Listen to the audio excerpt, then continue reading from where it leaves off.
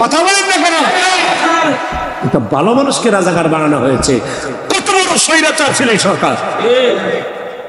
আপনারা আবার আমার বিভিন্ন কথা বলেন, কি বলেন আপনাকে?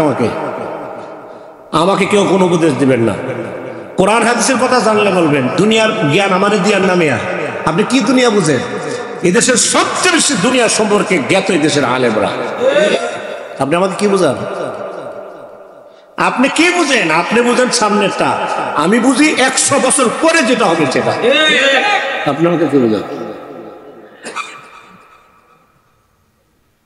আল্লামা দেওয়ার হোসেন সাইদের মতো মানুষকে দিল্লো ডাকাইতের লগে মিলাইয়া রাজাকার বানাই দিচ্ছে।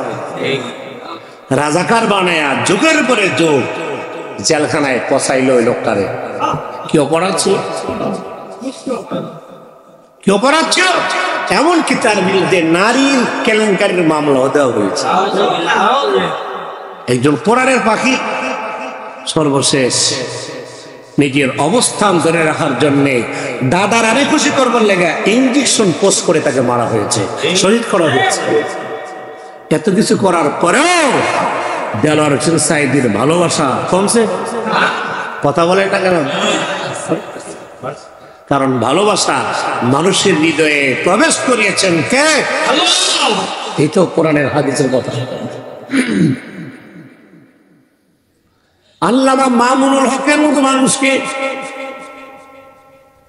অন্যের বউ নিয়ে বাগায়া চলে গেছে এমন মিথ্যা মামলাও তাকে দেওয়া হয়েছে। জান্নাতারা ঝর্ণা নামে কোন মহিলা, সেই মহিলার তারে অবৈধ বউ বানাইলো। এত কিছু করলো মামুনুল হককে জনগণ থেকে বিচ্ছিন্ন করানোর জন্য। আল্লাহর কসম করে বলি, জনগণের মহব্বত এবং ভালোবাসা আগের থেকে বাড়ছে না কমছে?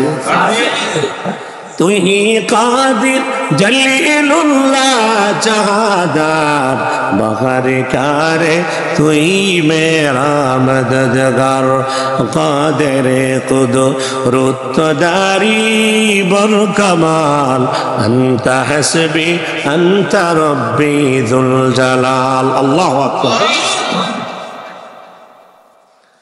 সেজন্য আমার প্রাণের ভাইয়েরা, বারবার বলি, যেই দলই করেন না কেন, দলের কারণে কখনো ভালো মানুষের বিরুদ্ধে যাবেন না। দলের কারণে কোন আলেমের বিরুদ্ধে যাওয়া যাবে না। দলের কারণে যারা আলেমের বিরুদ্ধে গেছে তাদের একটার অস্তিত্ব নাই।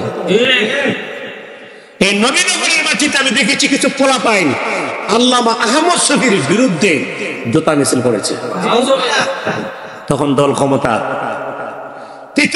বলেছে এগুলা বেশিরভাগই অকালে মরে গেছে। আস্তুস নাই, কিচ্ছু নাই, কিচ্ছু নাই, ধ্বংস হয়ে গেছে। প্রিয় ভাইয়ের জন্য বারবার বলি, আল্লাহ যাকে পছন্দ করে কখনো তার বিরুদ্ধে যায় না। আল্লাহর ভালোবাসা নিয়ে যারা চলে তাদের বিরুদ্ধে যেতে নাই। আল্লাহর ভালোবাসা যারা অর্জন করেছে তাদেরকে জাতি থেকে বিচ্ছিন্ন করা যায় না। জেলে দিলেও তাদের দাম কমে না, ফাঁসি দিলেও তাদের দাম কমে না। যত ষড়যন্ত্র করেন, ষড়যন্ত্র যত বেশি করবেন, সম্মান ইজ্জত তত বেশি বাড়াই দিবে কে?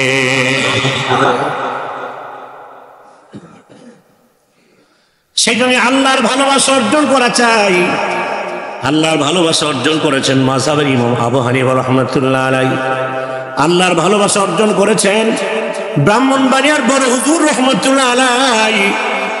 আল্লাহর ভালোবাসা অর্জন করেছেন মুফতি ফজলুল হক আমিনী রাহমাতুল্লাহ আলাইহি। আল্লাহর ভালোবাসা অর্জন করেছেন ব্রাহ্মণবাড়িয়ার ফখরে বাঙ্গাল রাহমাতুল্লাহ আলাইহি। সেই জন্য আমার প্রাণের ভাইয়েরা, যুগে যত পরিবর্তন হয় না কেন, যুগ